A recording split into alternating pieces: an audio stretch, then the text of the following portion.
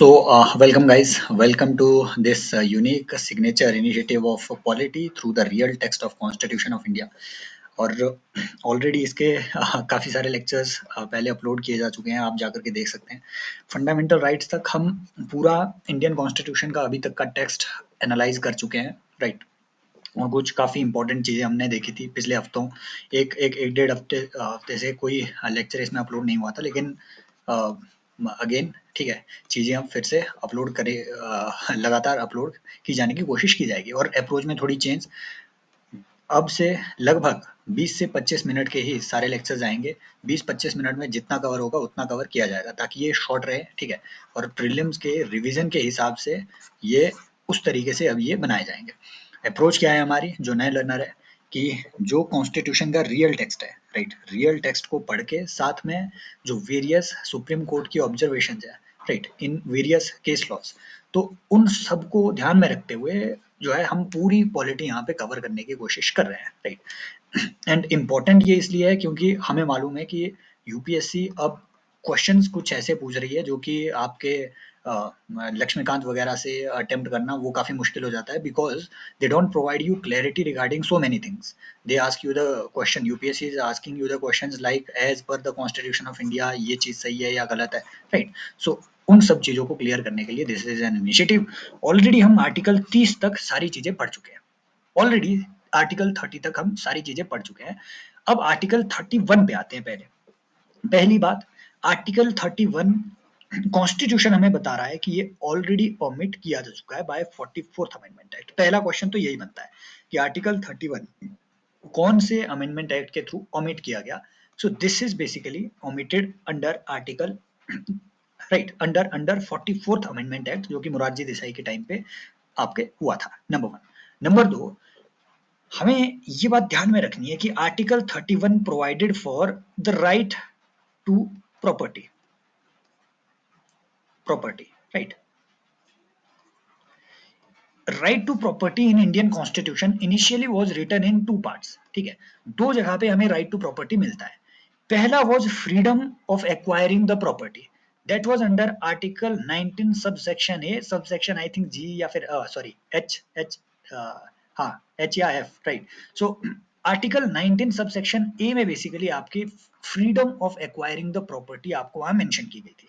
That was a freedom कि हर एक person को, हर एक person, not only the citizen of India but even non citizen can also acquire property in India. यहीं से उन्होंने question पूछा था, समझ रहे हो, अभी बताएंगे हम। दूसरी जगह जो मेंशन था राइट टू प्रॉपर्टी के बारे में, that was under article 31। Article 31 में इस फ्रीडम को बेसिकली प्रोटेक्शन दी गई थी। ये प्रोटेक्शन कि अगर आपको, ठीक है, अगर अगर किसी भी पर्टिकुलर इंडिविजुअल के पास कोई प्रॉपर्टी है, तो state without the process of law, right, without a process of law उसे स्नैच नहीं कर सकता किसी भी पर्टिकुलर इंडिविजुअल से। अगेन इसके टेक्स्ट को कवर करना हमें जरूरी नहीं है, क्योंकि ऑलरेडी ये ओमिट किया जा चुका है, समझ रहे हो। सो जो ये फंडामेंटल राइट है, ये 2 जगह मेंशन था, राइट। अब ये जो फंडामेंटल राइट है, ये यहां से रिप्लेस करके आर्टिकल 300 ए में डाल दिया जा चुका है। अब ये कॉमन या फिर, राइट, जो लीगल कॉन्स्टिट्यूशनल राइट होता है, अब ये लीगल कॉन्स्टिट्यूशनल राइट है, it is not a fundamental right, right. So now this right, article 300 ए, ये right is not guaranteed by the constitution. Status में वो ये भी पूछेगा, it is not guaranteed by the constitution, right, but it is provided by the constitution. It is ऐसे कुछ typical statements वो बना देगा। ऐसे ही उन्होंने 2021 में क्वेश्चन पूछा था कि what is the current status of right to property in India. 2021 का प्री का क्वेश्चन है ये, और उसमें उन्होंने दे दिया था कि is it a fundamental right available to all citizen, is it a fundamental right available to all person, is it a common legal right available to citizen only, or common legal right available to all persons. It was a common legal right available to all persons.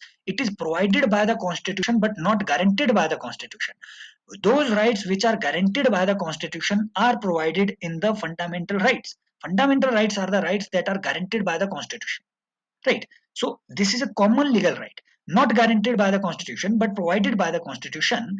However, this right can be protected or guaranteed by any other law, by parliament. Parliament can make law regarding the enforcement of this right, जब हम article 300A पे पहुंचेंगे उस time हम इसे broadly cover करेंगे, but अभी के हिसाब से क्या ध्यान में रखना है, provided by the constitution, yes, guaranteed by the constitution, no, is it available to all citizens, yes, apart from all the citizens it is also available to non citizens, it means it is available to all persons, citizens plus non-citizens plus corporations, everybody is having right to property in India as of now.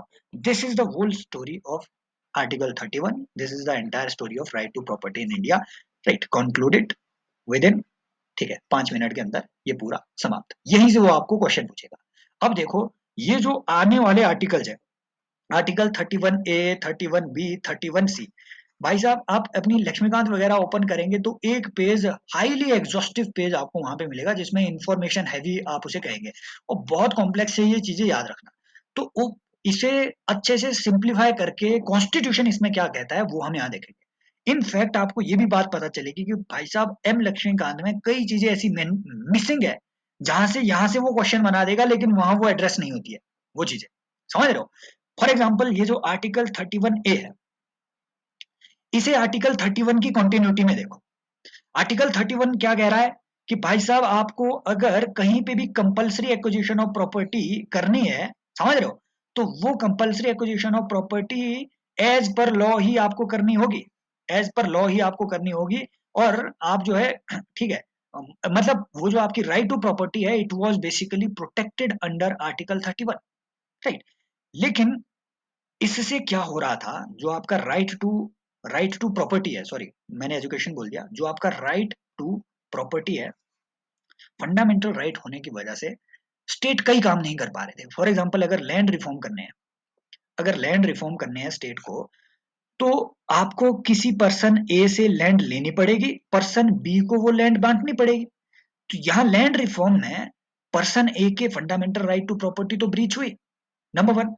Number दो, यहाँ पे inequal treatment भी हो रहा है।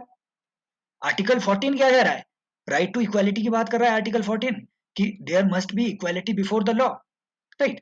सो ये ये इस ग्राउंड पे बार बार लैंड रिफॉर्म के जितने भी लॉज थे वो बार बार चैलेंज हो रहे थे। कैसे कि भैया state is making a law which is disfavoring A against B just because of the reason that A is having more property compared to B.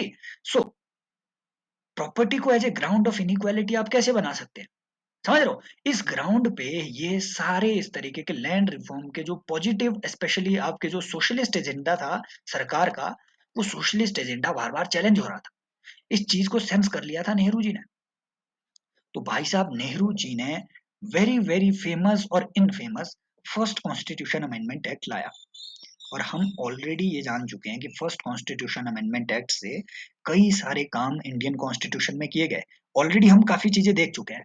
For example हमने देखा आर्टिकल 19 सब सेक्शन ए में, right, और इसका भी sub section, ठीक है, 2, जो freedom of speech and expression है, उस freedom of speech and expression पे जो है आपके जो लिमिटेशन है, लिमिटेशन जो ऐड की गई है, उन लिमिटेशंस में एक लिमिटेशन इस फर्स्ट कॉन्स्टिट्यूशन अमेंडमेंट एक्ट से ये भी ऐड की गई थी कि आपकी freedom of speech and expression friendly relations with foreign state के अगेंस्ट नहीं जानी चाहिए। एक लिमिटेशन ये ऐड की गई। दूसरी लिमिटेशन इसमें ये भी ऐड की गई कि आपका जो, ठीक है, सबसेक्शन ए, सबसेक्शन, ठीक है, जो जी है I think, right, article 19 subsection A subsection G I think, yes. तो जो आपका फ्रीडम ऑफ ऑक्यूपेशन है, राइट, जो आपका फ्रीडम ऑफ ऑक्यूपेशन है, उस फ्रीडम ऑफ ऑक्यूपेशन पे एक लिमिटेशन लगाई गई कि state can now establish it's monopoly. ये सारे काम भी किस चीज के तहत हुए, मोनोपोली। ये सारे काम भी किस चीज के तहत हुए, फर्स्ट कॉन्स्टिट्यूशन अमेंडमेंट एक्ट के तहत। ऐसे ही कई और काम हुए। फॉर एग्जाम्पल अभी हम देखेंगे article 31A first constitution amendment act के तहत ऐड किया गया। Article 31B 9th schedule first constitution amendment act के तहत ऐड किया गया। तो this was a landmark law, और इस पे 2 बार क्वेश्चन बहुत रिसेंटली बने हैं। एक 2019 में बना, उनने पूछा कि ये अमेंडमेंट आया किसके टाइम पे, तो नेहरू के टाइम पे, ठीक है।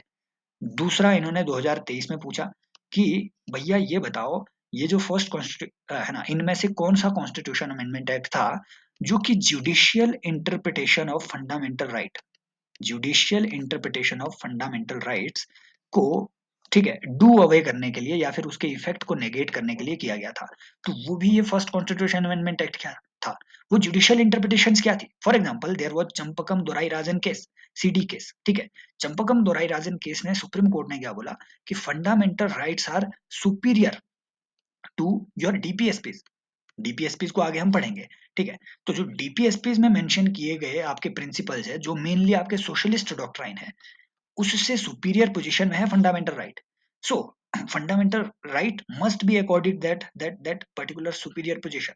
अब ये एक तरीके से डीपीएसपी में मेंशन किए गए सोशलिस्ट प्रोजेक्ट को इंप्लीमेंट करने में एक बड़ी बाधा थी, इस तरीके की जो डिस्क्रिप्शन है, राइट, फंडामेंटल राइट और डीपीएसपी के बीच के कॉन्फ्लिक्ट की। इसीलिए फर्स्ट कॉन्स्टिट्यूशन अमेंडमेंट एक्ट जैसी एक चीज जो है उस टाइम पे लाई गई, और इसीलिए ये इंपॉर्टेंट है first constitution amendment act. Clear, right. ये सारी चीजें जो जो इस चीज से ऐड की गई, हालांकि ये 19 सबसेक्शन है, सबसेक्शन 2 जी है ना, इसमें थोड़ा कंफ्यूजन हो सकता है, इतने सबसेक्शन कौन याद रखे, बट फिर भी जो मेन चीजें हैं वो इसमें ये चीजें ऐड की गई थी आर्टिकल 19 सबसेक्शन ए में। फिर आर्टिकल 31A 31B, ये कुछ चीजें इसमें इंपॉर्टेंट चीजें ऐड की गई थी under your first constitution amendment act. तो उसी में आर्टिकल 31A को हम देख रहे हैं। It was not in the original constitution added by first constitution amendment act, number one. Number दो, ये क्या कह रहा है, ये कह रहा है भाई साहब कि अगर कंपलसरी एक्विजिशन स्टेट को करना है, अगर किसी भी एस्टेट का कंपलसरी एक्विजिशन स्टेट को करना है, तो है ना, उस कंपलसरी एक्विजिशन को आप आर्टिकल 13 के ब्रीच के ग्राउंड पे चैलेंज नहीं कर सकते। आर्टिकल 13 क्या कह रहा है कि no law can breach the fundamental rights. Simply वो ये कह रहा है, आर्टिकल 13 आपके कह रहा है कि कोई कानून फंडामेंटल राइट्स के अगेंस्ट नहीं जाएगा। सीधी बात, नो बकवास, ये कह रहा है आर्टिकल 13। अब अगर मान लो उस टाइम पे तो ये राइट टू प्रॉपर्टी एक फंडामेंटल राइट था। अब अगर फंडामेंटल राइट टू प्रॉपर्टी को आपको ब्रीच करना है, या फिर अगर आपको लैंड रिडिस्ट्रीब्यूशन करना है, लैंड रिफॉर्म लाने हैं, राइट, कोई भी सोशलिस्ट प्रोजेक्ट को लागू करना है, तो फंडामेंटल राइट टू प्रॉपर्टी को तो वो ब्रीच कर ही रहा है, राइट। तो उसे प्रोटेक्शन देने की जरूरत महसूस हुई, और वो प्रोटेक्शन दी गई आर्टिकल 31A के तहत, ये कहते हुए कि आर्टिकल 13 में जो रिस्ट्रिक्शन लगाई गई है पार्लियामेंट्री स्टैट्यूट पे, पार्लियामेंट्री लॉ पे, वो रिस्ट्रिक्शंस इन केसेस में लागू नहीं होगी। कब कब कब जब स्टेट को किसी भी एस्टेट के एनी राइट्स, या फिर सिंपल बात बोलो, अगर स्टेट को किसी भी एस्टेट, एस्टेट क्या है ये भी डिफाइन किया गया है, राइट। एस्टेट बेसिकली भूमि का टुकड़ा ऐसे मान के चलो। अगर स्टेट को कहीं पे भी compulsory acquisition of any estate करना है, राइट, तो एनी प्रॉपर्टी करना है, या फिर किसी भी ओनर के राइट्स को एक्सटिंग्विश करना है, राइट्स को ही वहां पे डिलीट मार देना है सीधा कि तुम्हारे इस लैंड पे कोई राइट नहीं होंगे, या फिर उसके राइट्स को मॉडिफाई करना है कि तुम्हारे इस लैंड पे रिस्ट्रिक्टेड राइट्स होंगे। अगर इन सारे कामों के लिए पार्लियामेंट कोई लॉ बनाती है, तो राइट, पार्लियामेंट अगर लॉ बना रही है तो वो प्रोटेक्टेड होगा। दूसरा, अगर प्रॉपर्टी के मैनेजमेंट से रिलेटेड कोई लॉ बनाना है इन पब्लिक इंटरेस्ट, तो अगर कोई कॉर्पोरेशन है, ठीक है, कोई कॉर्पोरेशन है, पब्लिक कॉर्पोरेशन है, राइट, या फिर प्राइवेट बॉडीज है, कोई कंपनीज है, इनके अगर मैनेजमेंट को आपको अमेलगमेट करना है, राइट, या फिर ठीक है, इन पब्लिक इंटरेस्ट आपको किसी कंपनी, फॉर एग्जांपल जैसे बैंक का, ठीक है, जो इंडिया में बैंकिंग नेशनलाइजेशन हुआ, दिस, है ना, ये चीज भी आपके एक्विजिशन ऑफ एस्टेट में आती है। अमेलगमेशन ऑफ कॉर्पोरेशन एटसेट्रा, या फिर उनके मैनेजमेंट को सरकारी कंट्रोल में लेना, ये भी आपके कंपलसरी एक्विजिशन में आता है। तो ऐसे कामों को आप जो है, अगर पार्लियामेंट लॉ बना करके कर रही है, कानून बना करके कर रही है, स्टेच्यूट बना करके कर रही है, तो उसे आप चैलेंज नहीं कर सकते, ये बात लिखी गई। अगला, कि अगर है ना किसी भी कंपनी या फिर कॉर्पोरेशन में मैनेजिंग डायरेक्टर, डायरेक्टर, ट्रेजरर, या फिर इनका कोई भी, ठीक है, कंपनी का मैनेजमेंट स्ट्रक्चर है, उस स्ट्रक्चर को डिटरमाइन करने या फिर चेंज करने के लिए अगर पार्लियामेंट कोई लॉ बना रही है, लॉ बना करके ये काम कर रही है, तो आप उसे चैलेंज नहीं कर सकते। यहाँ दो बातें आपको ध्यान में रखनी है। नंबर वन, कि this protection is granted only to the law. Number one, मैं यहाँ पार्लियामेंट्री लॉ नहीं कहूंगा, क्योंकि यहाँ पे स्टेट्स का भी रोल आता है, जो हम अभी थोड़ा आगे देखेंगे, right. This protection is granted to the law. It means this protection is not granted to arbitrary regulation. समझ रहे हो? This protection is not granted to arbitrary regulation. Number दो, it is not granted to the actions, executive actions, ठीक है, which are not having the sanction of the law, not having the sanction of the law, है ना। मतलब कानून में अगर कोई चीज प्रोवाइड नहीं की गई है, बावजूद अगर कोई एग्जीक्यूटिव या फिर कोई ऑफिसर ऑर्डर निकाल करके ऐसा करता है कि ठीक है हम जो है रिलायंस इंडस्ट्री को लिक्विडेट कर देते हैं, है ना, तो वो चीज प्रोटेक्टेड नहीं है। पार्लियामेंट का लॉ पास होना उसके लिए जरूरी है, इसीलिए बैंकिंग नेशनलाइजेशन के लिए बैंक नेशनलाइजेशन एक्ट स्पेसिफिकली बनाया गया और उसे चैलेंज नहीं किया गया। समझ रहे हो बात को? So this is granted to the law, not to the executive actions. Arbitrary executive actions इसमें कवर नहीं होते हैं। नंबर 2 बात आपको इसमें ध्यान में रखनी है कि इवन यहां से वो क्वेश्चन बनाएगा, even state government can also provide laws.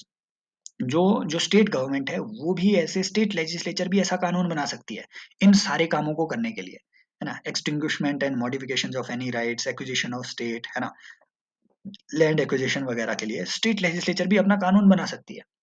But उस कानून को आर्टिकल 31 ए की प्रोटेक्शन तब तक नहीं मिलेगी जब तक प्रेसिडेंट ने उसे असेंट ना दे दिया हो। यहां से वो क्वेश्चन अच्छा बनाएगा, ये आपको एम लक्ष्मीकांत में नहीं मिलेगा, नंबर 1।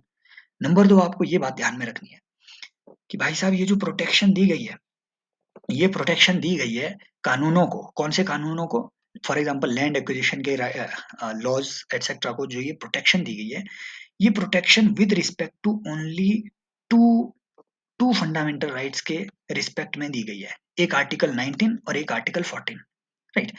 इट मींस अगर आपका ऐसा कोई भी कंपल्सरी एक्विजिशन का law other than those rights which are mentioned under these two articles, है ना, other than those rights which are mentioned under these two articles, which are those rights which are mentioned here? Number 1, equality before the law and equal protection of law. Article 19 क्या कह रहा है? आपकी basically right to freedom कह रहा है, और उस टाइम आर्टिकल 19 में आपके क्योंकि फ्रीडम ऑफ प्रॉपर्टी भी आ रहा था, तो है ना, उस हिसाब से ये यहाँ पे इंक्लूड किए गए हैं। तो other than these two articles, other articles के ग्राउंड पे या अदर फंडामेंटल राइट के ग्राउंड पे ये चैलेंज हो सकता है। अदर फंडामेंटल राइट्स को अगर ये ब्रीच करता है तो उसे वो प्रोटेक्शन नहीं मिली है, सिर्फ इन 2 फंडामेंटल राइट्स के ब्रीच पे आपको प्रोटेक्शन मिली हुई है, ये बात ध्यान में रखनी है। समझ रहे हो बात को? It means for example under article 30 there is a protection granted to the minority, there is a protection granted to the minority institution, कि भैया अगर स्टेट को कंपलसरी एक्विजिशन माइनॉरिटी इंस्टीट्यूशन का करना है तो आपको उसे इतना कॉम्पेंसेशन देना पड़ेगा, कंपेंसेशन इतना देना पड़ेगा कि वो उन इंस्टीट्यूशंस के कामों को कंटिन्यू कर सके by acquiring the same level of property anywhere else. समझ रहे हो? मतलब इतना कंपेंसेट करो उस माइनॉरिटी इंस्टीट्यूशन को कि भैया वो अपने कामों उसके फंक्शंस में हिंडरेंस ना आए, है ना। ये ये आपको कहाँ दिया गया है? आर्टिकल 30 में दिया गया है। अब मान लो अगर स्टेट का लॉ आर्टिकल 30 को ब्रीच कर रहा है तो वो यहाँ पे आर्टिकल 31 ए के तहत प्रोटेक्टेड नहीं होगा, या फिर अगर किसी भी अदर फंडामेंटल राइट को ब्रीच कर रहा है आपका law other than those mentioned in article 14 and 19, they can be challenged. Clear? Number 1। Number 2, इसमें ये बात भी लिखी हुई है कि भाई साहब अगर आपका कोई भी ऐसा लॉ बना रहा है, state means central government, state government, या फिर state means that particular bodies, those particular set of bodies जो कि मेंशन किए गए हैं आपके आर्टिकल 12 में, राइट। तो जो स्टेट है, अगर स्टेट के एक्विजिशन के लिए कोई भी ऐसा लॉ वो बना रहा है जो कि ऐसी लैंड से की एक्विजिशन से डील कर रहा है जो किसी पर्टिकुलर इंडिविजुअल के पर्सनल कल्टीवेशन में हो, और पर्सनल कल्टीवेशन में भी इतनी लैंड जो कि, है ना, लैंड सीलिंग लिमिट को अधीयर कर रहा हो। अब ये लैंड सीलिंग लिमिट स्टेट में स्टेट के हिसाब से एडजस्टेबल होती है, राइट। तो अगर किसी इंडिविजुअल के, मान लो किसी, है ना, मान लो यूपी में लैंड सीलिंग लिमिट इन्होंने 5 एकड़ रख दी है कि 5 एकड़ से ऊपर की अगर किसी की लैंड है तो उसे हम कंपलसरी एक्विजिशन कर सकते हैं, इससे नीचे अगर आपकी है तो वो प्रोटेक्टेड होती है लैंड सीलिंग लिमिट, उस टाइम की लैंड सीलिंग लिमिट। तो अगर वो पर्सनल कल्टीवेशन वाली लैंड या फिर agricultural land land ceiling limit के अंदर है तो स्टेट के लिए ये कंपलसरी है, मैंडेटेड है अंडर कॉन्स्टिट्यूशन कि उस टाइम की मार्केट वैल्यू के हिसाब से उस कंपलसरी एक्विजिशन का मूल्य उसे वो पे करे, ओनर को वो उतना कंपेंसेशन पे करे। सो कंपलसरी, ये बात भी ध्यान में रखनी है। देखो ये बात ध्यान में रखनी है कि कॉन्स्टिट्यूशन के तहत सिर्फ 2 सिचुएशंस ऐसी प्रोवाइड की गई है जहां पे कंपलसरी कंपेंसेशन आपको पे करना पड़ेगा।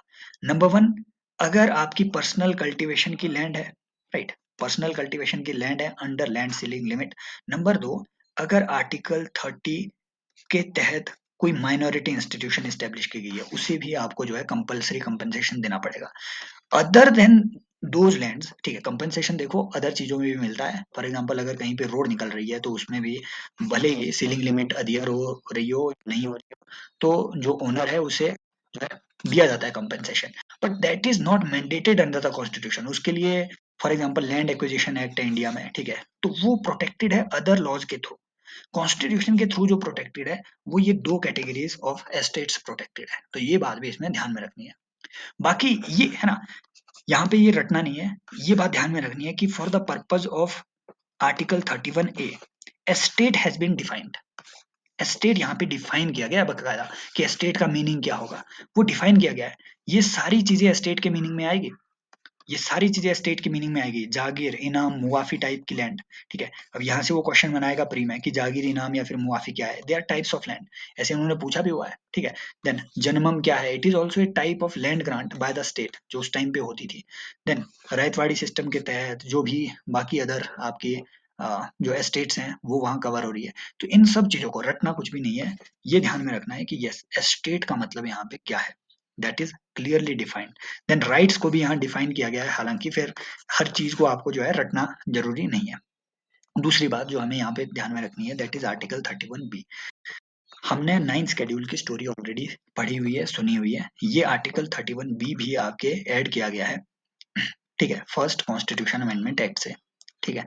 फर्स्ट कॉन्स्टिट्यूशन अमेंडमेंट एक्ट के थ्रू आर्टिकल 31B के तहत 9th शेड्यूल को प्रोटेक्शन दी गई, एक स्पेशल स्पेशल प्रोटेक्शन। क्या कि 9th शेड्यूल में जो भी लॉ हम बनाएंगे उस लॉ को आप चैलेंज नहीं कर सकते on the ground of inconsistency with the fundamental rights conferred by और any provision under this part. समझ रहे हो बात को, समझ रहे हो बात को, कि कौन से ग्राउंड पे चैलेंज नहीं हो सकता, on the ground of breach of rights conferred by part 3 ना, मतलब फंडामेंटल राइट्स के ब्रीच के ग्राउंड पे आप इसे चैलेंज नहीं कर सकते उस लॉ को जो इसमें हमने प्लेस कर दिया, नंबर 1। नंबर 2, यहाँ पे आप क्या क्या चीजें प्लेस कर सकते हो, यहाँ पे ना सिर्फ आप स्टेट या फिर सेंट्रल गवर्नमेंट के एक्ट, मतलब पार्लियामेंट्री और लेजिस्लेचर के एक्ट, ये भी प्लेस किए जा सकते हैं और रेगुलेशन भी प्लेस की जा सकती है, गवर्नमेंट की रेगुलेशन, ठीक है, तो ये भी इसमें प्रोटेक्टेड है, आप इसे प्लेस कर सकते हैं। राइट।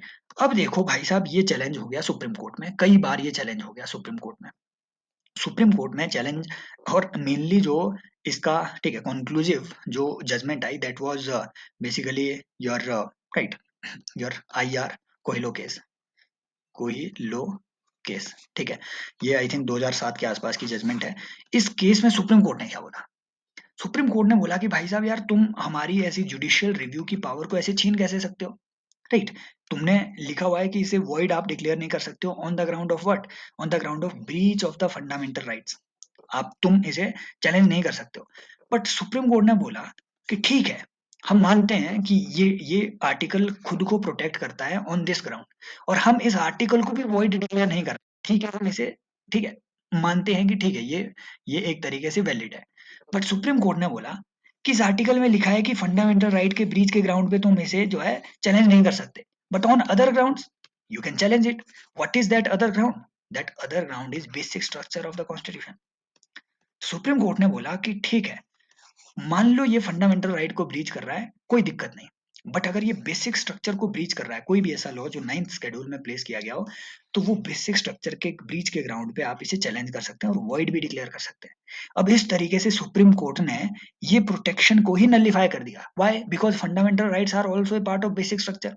समझ रहे हो बात को? सो नाउ स्टेटस इज कि यस, 9th शेड्यूल के laws can be challenged in the Supreme Court and can be declared void, but provided those laws are added after 24th of April, I think this was the date, है ना, date एक बार आप confirm जरूर कर लेना, अप्रैल 1973।